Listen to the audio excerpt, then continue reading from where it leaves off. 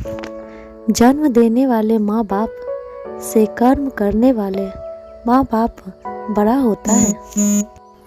Mummy, Rakesh का accident हो गया है, आप लोग जल्दी से हॉस्पिटल आ जाइए। राकेश की हालत बहुत गंभीर है, कांपते होठों से ऋचा बोली। हाँ, हम सभी अभी आते हैं, बोलकर दमयंती जी ने अपने बेटे दीपक और बहू रानी को सारी बात बताई और वे लोग हॉस्पिटल जाने निकल पड़े। हॉस्पिटल पहुंचकर देखा तो दामाद राकेश आईसीयू में थे और उनकी बेटी ऋचा बहुत रो रही थी। दीपक के पूछने पर ऋचा बोली, भाई, मैं राकेश और दोनों बच्चे कल रात राकेश के फ्रेंड के बेटे के जन्मदिन की पार्टी से वापस आ रहे थे, तब अचानक दाईं ओर से एक गाड़ी आई और उसमें हमारी कार को टक्कर मार दी। मुझे और बच्चों को तो थोड़ी सी चोट ही आई है, मगर राकेश की हालत बहुत गंभीर है। 2-3 दिन दमयंती जी और भाई दीपक ऋचा के साथ हॉस्पिटल रुके, जिसमें दीपक कभी कभार मेडिकल से दवाइयाँ ले आता। फिर दीपक को भी हॉस्पिटल ऑफिस जाना था तो वह हॉस्पिटल से घर चला आया और ऋचा के पिता भी एक पाँव से अपाहिज थे, तो दमयंती जी भी ऋचा से दामाद जी का ध्यान रखने बोल अपने घर चली आई। करीबन 6 दिन बाद आज राकेश को होश आया था और उसे घर वालों से मिलने की इजाज़त दी गई थी। राकेश को होश में देखकर ऋचा की जान में जान आई थी, मगर डॉक्टर के कहे मुताबिक अभी राकेश को 8-10 दिन और हॉस्पिटल में रहना पड़ेगा। राकेश के ऑफिस से उनके बॉस राकेश से मिलने हॉस्पिटल आए और ऋचा को 2 लाख रुपए देकर गए। वैसे ऋचा अब तक राकेश की सेविंग्स के 4 लाख रुपए और खुद के गहने बेचकर आए पैसे हॉस्पिटल में भर चुकी थी। राकेश के दोस्तों ने भी 2 लाख रुपए का जुगाड़ कर ऋचा की मदद की थी। आज राकेश के बॉस ने भी 2 लाख रुपए दिए थे। अब हॉस्पिटल में जमा करने ऋचा को 3 लाख रुपए की और ज़रूरत थी। दरअसल राकेश का हेल्थ इंश्योरेंस अभी 4 दिन पहले ही ख़त्म हुआ था, जिसे राकेश रिन्यूअल करवाने के ही वाला था, मगर बीच में ऑफिस के काम से उसे बाहर जाना पड़ा, जिस वजह से वो हेल्थ इंश्योरेंस रिन्यूअल नहीं करवा पाया और उसके साथ अकस्मात इतना बड़ा हादसा घट गया। वैसे तो अब तक ऋचा ने हॉस्पिटल का सारा अब तक का खर्चा भर दिया था, मगर वह यह लास्ट 3 लाख रुपए भरने के बारे में सोचकर ऋचा परेशान हो गई। अब तक तो उसने अपनी सेविंग्स गहनों से जुगाड़ कर लिया था और राकेश के ऑफिस के बॉस और दोस्तों ने भी ऋचा के मांगने से पहले ही ऋचा की मदद करी थी, मगर अब 3 लाख रुपए और भरने थे। ऋचा को अपने मायके की याद आई। ऋचा अपने मायके पहुंची और उसने अपने पापा से 3 लाख रुपए मांगे। पिता गिरधारी लालजी एक पाँव से वैसे भी अब असहाय थे। उनकी महीने की पेंशन भी उनके बेटे के हाथ में चली जाती थी। वे लोग, बेटा, इस मामले में शायद दीपक ही तेरी कुछ मदद कर पाए। ऋचा अपनी माँ दमयंती जी से बोली, माँ, सिर्फ 3 लाख रुपए की ज़रूरत है, फिर राकेश को हॉस्पिटल से छुट्टी मिल जाए। आप बात करिए ना भैया से। दीपक भैया से सिर्फ 3 लाख रुपए चाहिए। दमयंती जी बोली, ऋचा, मैं तो कहती हूँ तुझे यह पैसे तेरे ससुराल वालों से मांगने चाहिए। आखिर राकेश जी उनके इकलौते बेटे हैं और यदि तेरे ससुराल वाले पैसे देने से इनकार करे तो केस ठोक देना उन पर। और हाँ, गहने तो तूने बेच दिए, मगर अब अपना फ्लैट बेचने की गलती मत करना। और रही बात दीपक से पैसे लेने की, तो बेटा, दीपक कहाँ से पैसे देगा? अभी उसे भी आर्थिक तंगी चल रही है। तूने देखा नहीं हॉस्पिटल में भी कैसे तेरे भाई भाग भाग कर जमाई बाबू के लिए दवाइयाँ ला रहा था। यह सब सुनकर ऋचा की भाभी रानी रसोई से आकर बोली, ऋचा दीदी, सो आने सही बात कह रही है सासू माँ। दीपक पर भी अभी बहुत बोझ है जिम्मेदारियों का ना। नहीं, हॉस्पिटल में भी कैसे तेरा भाई आई बाबू के लिए दवाइयाँ ला रहा था। यह सब सुनकर ऋचा की भाभी रानी रसोई से आकर बोली, ऋचा दीदी, सो आने सही बात कह रही है सासू माँ। ऋचा फटाफट मायके की सीढ़ियों से उतर गई, जिसकी आवाज़ पिता की गिरधारी लाल जी के कानों तक गूंज पड़ी। बेचारी असहाय गिरधारी लाल जी अपनी पत्नी और बेटे का रवैया भली भांति पहचानते थे। पैसों की कोई कमी ना होते हुए भी आज एक सगी माँ और सगे भाई ने इस घर की बेटी की मदद करने से इनकार कर दिया था। गिरधारी लाल जी को अपनी बेटी के लिए मन ही मन बहुत दुख हुआ, मगर वे लाचार थे, कर ही क्या सकते थे। गिरधारी लाल जी का मन बेटी के लिए बेचैन हो उठा।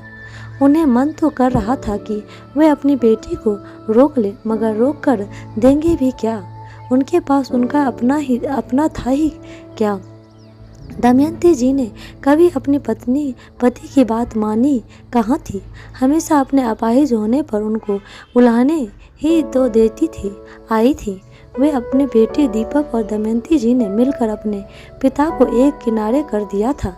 जब तक वे कमाते थे तब तक तो उनकी इज्जत थी, मगर उनके रिटायर होने के बाद उनका होना ना होना घर वालों के लिए एक बराबर था। दमयंती जी हर बारी गलत बातों में भी दीपक का साथ दिया करती थी। आज बेटे के पैसे खर्च ना हो जाए, इसीलिए अपनी ही बेटी को जरूरत के समय दमयंती जी ने पैसों के लिए मना कर दिया था। ऋचा ने आकर नीचे से टैक्सी पकड़ी और उसमें बैठकर उसकी आंखों में आंसू आ गए। जिस माँ भाई और भाभी के लिए कहने अनुसार ऋचा अब तक चलती आई थी, आज उन्हीं लोगों ने ऋचा की मदद करने से इनकार कर दिया था। ऋचा अच्छे से जानती थी कि उसके मायकों में पैसों की कोई कमी नहीं है, और सिर्फ 2-3 बार मेडिकल से दवाई ले आना क्या एक भाई का अपनी बहन के प्रति इतना ही फर्ज बनता है जो आज उसे गिनाया जा रहा था। उस दिन हॉस्पिटल में भी भाई दीपक ने एक बार भी नहीं कहा था कि कुछ पैसों की जरूरत हो तो मैं मदद कर दूंगा। ऋचा के पास भी अब कोई और आस ना थी, इसीलिए वह अपने मायके यह 3 लाख रुपए मांगने पहुंची थी। ऋचा को गांव में रह रहे अपने सास ससुर की याद आई, मगर उसने अब तक उन्हें राकेश के एक्सीडेंट की खबर भी तो नहीं दी थी। ऋचा को वह दिन याद आ गए जब उसने राकेश की पत्नी बन ससुराल की चौखट पर अपने कदम रखे थे। ऋचा ने शादी के बाद कभी अपने सास ससुर को इज्जत नहीं दी, क्योंकि वे दोनों गांव से थे। राकेश यहाँ शहर में नौकरी करता था, जहाँ उसे ऋचा से प्यार हुआ और उसने ऋचा से शादी करने का मन बना दिया। मगर राकेश ने अपनी शादी के बाद उसके माता पिता को भी हमेशा के लिए यहाँ अपने पास शहर बुला लिया था, जो बात ऋचा को बिल्कुल अच्छी नहीं लगी थी। ऋचा ने अपने सास ससुर को हर पल नीचा दिखाया, जिसमें ऋचा की माँ ने उसका बहुत साथ दिया। दमयंती जी हमेशा ऋचा को यही सिखाती कि बेटा, उन लोगों को क्या जरूरत है तुम्हारे साथ रहने की, जाकर रहे अपने गांव, वहाँ उनका खेती बाड़ी का व्यवसाय है, उन्हें वहीं संभालना चाहिए। जाने तू कैसे रहती होगी इन देहाती लोगों के साथ। ऋचा भी तो कहाँ रहना चाहती थी, गांव के इन सीधे साधे लोगों के साथ। और ऐश में दमयंती जी ने उसे अपने सास ससुर के खिलाफ और भड़काया, इसीलिए तो ऋचा ने घर में झगड़े करना शुरू कर दिया था, जिसे सास ससुर भी हमेशा के लिए वापस गांव चले गए। ऋचा ने राकेश से भी अपने माता पिता से रिश्ता तुड़वाना चाहा, मगर राकेश ऋचा का कहा कभी नहीं माना। वह जान गया था कि उसके माता पिता को ऋचा कभी अपना नहीं पाएगी, इसीलिए उन सभी को साथ में रखना उसके वश में नहीं था। राकेश के माता पिता अब हमेशा के लिए गांव जाकर बस गए थे। दमयंती जी ने बेटी ऋचा को हमेशा श्रेय दिया कि वह जितना अकेली रहेगी उतना ही वह खुश रहेगी। उतने में टैक्सी ड्राइवर ने टैक्सी रोकते हुए कहा, मैडम आ गया आपका हॉस्पिटल। ऋचा अपने विचारों से एकदम से बाहर आई और टैक्सी ड्राइवर को पैसे देकर हॉस्पिटल पहुंची। हॉस्पिटल में जाकर देखा तो राकेश अपने दोनों बच्चों के साथ बातें कर रहे थे। दोनों बच्चे बोल रहे थे, पापा आप जल्दी ठीक हो जाइए, आप घर कब आएंगे। राकेश बोला, बस बेटा, जल्दी ही हम सभी घर चलेंगे। राकेश ऋचा को देखते ही बोला, ऋचा तुमने मेरे मम्मी पापा को मेरे एक्सीडेंट की खबर दी या नहीं। ऋचा बोली, कहीं उन्हें इस ब्रह्म उम्र में कहीं झटका न लग जाए, इसीलिए मैं खुद उन्हें गांव जाकर यहाँ लाना चाहती हूँ। मैं जानती हूँ आप अपने मम्मी पापा को याद कर रहे हैं, आपकी हालत में अभी काफ़ी सुधार है, इसीलिए मैं खुद जाकर आपके माता पिता को यहाँ लेकर आऊँगी। आप चिंता मत करिए। राकेश बोला, मगर यहाँ मैं तुम्हें हमारे गांव जाने में 5 घंटे लग जाएंगे ऋचा, और तब तक बच्चे कहाँ रहेंगे। ऋचा बोली, अपनी बगल वाली भाभी से मेरी इस विषय में बात हो गई है, वे हमारे बच्चों को एक दिन संभाल लेंगी। मैं कल सुबह ही उन्हें लेने निकल जाऊंगी। दूसरे दिन सुबह सुबह ऋचा टैक्सी लेकर अपने सास ससुर के लेवाने के लिए निकल गई। ऋचा घर पहुंची तो देखा घर में सास गोदावरी जी घर के काम कर रही थी। गोदावरी जी ऋचा को देखते ही बोली, अरे बहू आओ अकेली, तुम राकेश कहाँ है। और ऋचा को एक गिलास पानी पीने दिया ने पहुंचते ही अपने सास को राकेश के एक्सीडेंट की खबर दी। उनका यह सुनकर दिल बैठ गया और वे पास वाले छोटू को बुलाकर बोली, ऋचा छोटू राकेश के पिताजी को खेतों से बुला ला और कहना राकेश भैया का एक्सीडेंट हो गया है, और हाँ जरा धीरे से यह खबर देना, अब उनकी भी उम्र हो गई है, कहीं यह खबर सुनकर उनके दिल को धक्का ना लग जाए। थोड़ी ही देर में छोटू गिरधारी लाल जी को बुलाकर ले आया और यह खबर आग की तरह पूरे गांव में भर में फैल गई। गिरधारी लाल जी आते ही बोले, गोदावरी तिजोरी में कम से कम 2 लाख रुपए होंगे, वह ले ले। गोदावरी जी बोली, और मेरे गहने किस काम आएंगे, वह भी लेती हूँ। ऋचा आज एक माँ बाप का अपने बेटे के लिए ऐसा अद्भुत प्यार देख रही थी जिसे उसने अपने मायके में कभी महसूस नहीं किया, और वे अपने लिए पर बहुत पश्चाताप हो रहा था। गिरधारी लाल जी और गोदावरी जी ने खुद भी इतने पैसे नहीं थे, मगर उन्होंने सारे पैसे और गहने के लिए और ऋचा के साथ आकर टैक्सी में बैठ गए। उन दोनों का यह प्यार देखकर ऋचा जोर जोर से टैक्सी में ही रोने लगी। गोदावरी जी बोली, ऋचा बेटा, तुम अपने माता पिता की कसम खाकर बताओ कि राकेश ठीक तो है ना। तुम्हें ऐसे रोते देख मेरा दिल एकदम से बैठा जा रहा है। ऋचा बोली, मम्मी मैं अपने माता पिता की कसम खाकर कहती हूँ कि राकेश अब ठीक है। मम्मी पापा, मैंने जो आप लोगों के साथ बर्ताव किया है उसके लिए मुझे माफ़ कर दीजिए। गिरधारी लाल जी और गोदावरी जी बोली, बेटा वह सब पुरानी बातें हैं, हम कब का भूल गए हैं। अभी तो बस एक बार राकेश को देख ले, फिर चैन आए। राकेश के चेहरे से साफ झलक रहा था कि उसने अब तक कुछ खाया नहीं है।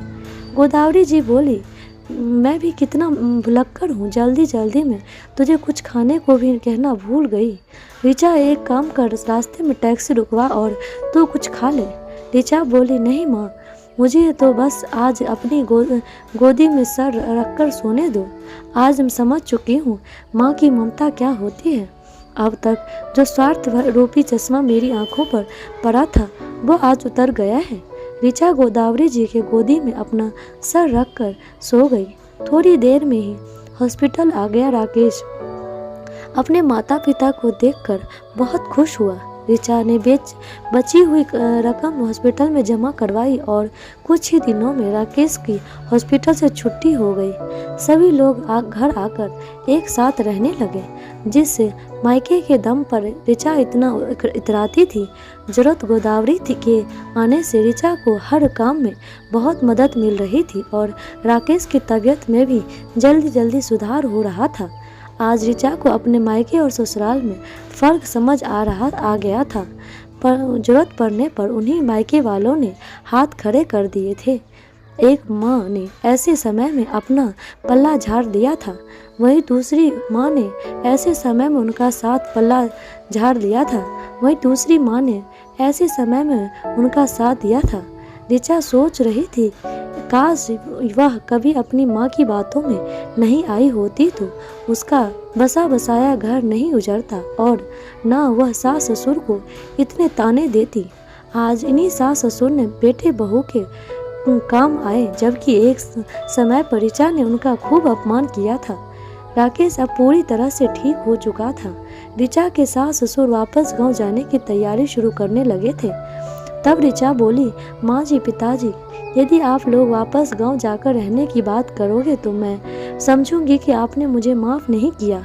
वैसे भी इन महीनों बहू से इतना स्नेह मिला था कि गांव तो वे लोग भी जाना नहीं चाहते थे, मगर राकेश के एक्सीडेंट की ऐसी खबर सुनकर सब कुछ बिखरा हुआ ही छोड़कर चले आए थे। गोदावरी जी बोली, बेटा हम लोग वापस ज़रूर आएंगे। तुझे तेरी गलतियों का पश्चाताप हुआ, हमारे लिए यही काफ़ी है। दोस्तों, यह ज़रूरी नहीं कि हर माँ बेटी को सही सलाह ही देती है।